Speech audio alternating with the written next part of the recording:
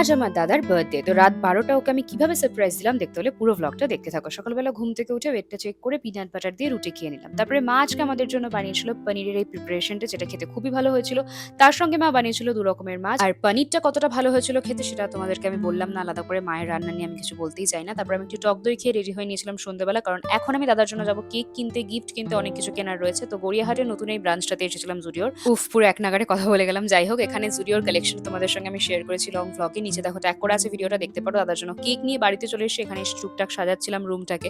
আর সাজাতে সাজাতে আমি নিজে এতটা এক্সাইটেড হয়ে পড়েছিলাম, কারণ বাবা মারা যাওয়ার পর থেকে আমার দাদা কিন্তু ওর বার্থডে সেলিব্রেট করে না, আর ভালো লাগে না ওর এই দিনটা। কিন্তু আমি চেষ্টা করি আমার মতন করে ওকে স্পেশাল ফিল করানোর। তাই আজকেও আমার দিক থেকে একটা ছোট্ট প্রয়াস ওকে খুশি করার জন্য। কিন্তু ট্র্যাজেডি দেখো, রাত ১২টার সময় যখন ওকে আমরা সারপ্রাইজ দিতে যাবো, ঠিক সেই মুহূর্তেই লোডশেডিং হয়ে পড়লো। তার মধ্যেই ওকে আমরা কেক কাটালাম, সারপ্রাইজ দিলাম, বাবাকে সাথে রেখে আমরা একসঙ্গে অনেক অনেক মজা করলাম। ওকে আমি কি গিফট দিয়েছি জানতে হলে পুরো ব্লগটা দেখতে ভুলো না। দেখা হচ্ছে কাল। টাটা।